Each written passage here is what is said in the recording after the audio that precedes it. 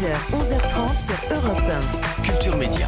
Thomas Hill. Et on démarre cette émission avec le journal des médias de Mathilde Vaux et les audiences. D'abord, est-ce que le match du PSG a fait un bon score hier soir sur Canal ? 1 600 000 téléspectateurs ont suivi la rencontre entre le PSG et l'Athletic Bilbao. C'est un très bon score qui place Canal+, 3e chaîne la plus regardée sur les primes. Elle était juste devant M6 qui diffusait le documentaire Hallyday par David, qui a réuni 1,5 million de téléspectateurs. Vous avez regardé ? Oui, j'ai regardé. C'était bien. C'était bien. Ouais, j'ai beaucoup aimé. Et On l'a reçu. J'aime beaucoup David Hallyday. Formidable. Ouais. Et Mais qu'est-ce qu'il joue à bon, le le foot? Et alors ensuite C'est TF1 qui est arrivé en tête hier soir avec la série américaine Will Trent, 2 millions de téléspectateurs, suivi de France 3 qui diffusait Des racines et des ailes. Ouais, j'ai regardé. tout est fait. Franchement, super soirée télé. Bon, et puis alors à la une de ce journal des médias, l'audition très attendue de la patronne de France Télévisions dans le cadre de la commission d'enquête sur l'audiovisuel public. Cette commission d'enquête doit examiner la neutralité, le fonctionnement et le financement de l'audiovisuel public.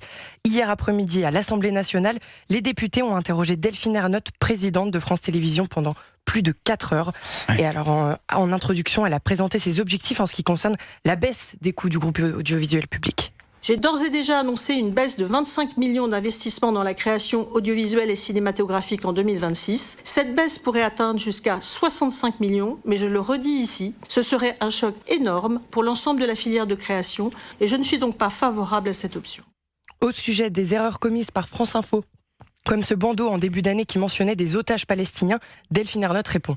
Je ne considère pas du tout que nous soyons en tout point irréprochables. C'est pas mon propos. Vous avez cité des problèmes d'antenne, qu'évidemment j'ai vus. À la fois sur France Info d'ailleurs, sur le bandeau, qui était une erreur. Bien sûr qu'il y a eu des conséquences et il y a eu des sanctions. Il y a eu une autre erreur pas une erreur d'ailleurs, une faute sur Gaza Rivera qui a eu des conséquences très directes puisque il y a eu un changement de direction à la tête de France Info. Donc bien sûr qu'il y a parfois des erreurs, parfois des fautes, et qu'il doit y avoir une réaction. Et pas plus tard qu'hier matin, France Info a publié sur son site internet et ses réseaux sociaux une vidéo intitulée « Les marchés de Noël, une tradition réhabilitée par les nazis ». Alors ce sujet a depuis été supprimé. Sur X, France Info explique « Nous avons publié une vidéo sur les marchés de Noël. Le titre était un raccourci. Nous choisissons de la retirer. » Fin de citation. Et pour en revenir à la commission d'enquête, les auditions, elles sont pas terminées. Non, la présidente de France Télévisions sera auditionnée une nouvelle fois dans les mois à venir. La semaine prochaine, les députés interrogeront la patronne de Radio France, Sybille Veil, ainsi que les journalistes Patrick Cohen et Thomas Legrand. Vous avez regardé bien sûr les auditions en entier. Il y a Arnaud Ducré. Et en fait, il n'y a pas de plus en plus de stagiaires parce qu'il y a moins en moins de budget, donc c'est de plus en plus de problèmes avec les. C'est peut-être ça qui joue aussi. C'est possible. Le reportage sur les marchés de Noël et les nazis, c'est un reportage fait par des étudiants du CFJ. Hein. D'accord. Donc voilà, c'est peut-être cela aussi. Exactement. Et puis la liste des pays qui boycottent l'Eurovision continue de s'allonger. Après l'Espagne, l'Irlande, les Pays-Bas et la Slovénie, c'est l'Islande qui a déclaré hier qu'elle aussi boycottera le concours qui se déroulera à Vienne en mai prochain. Suite au maintien de la participation d'Israël, ces 5 pays refusent d'envoyer leurs candidats à l'Eurovision. La chaîne publique islandaise estime que, compte tenu du débat public du pays, il est clair que ni la joie ni la paix ne prévaudront dans ces conditions.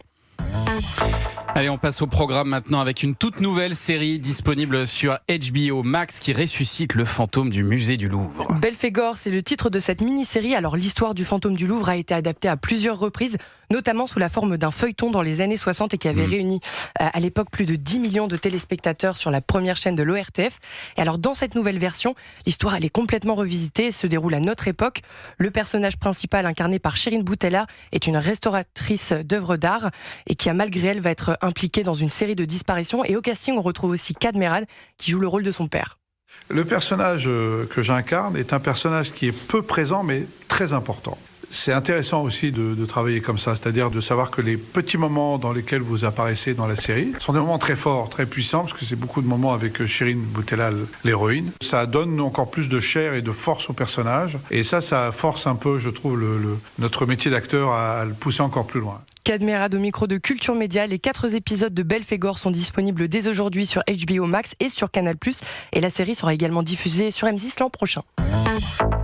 Et puis pour terminer, on a appris la disparition d'Alexandre Drubrigny, grande figure de l'audiovisuel disparu à l'âge de 58 ans. Au cours de sa carrière, Alexandre Drubrigny a travaillé dans de nombreux groupes comme TF1, M6 et pendant de nombreuses années au sein de Canal+, où il a occupé plusieurs postes stratégiques, notamment celui de directeur des programmes.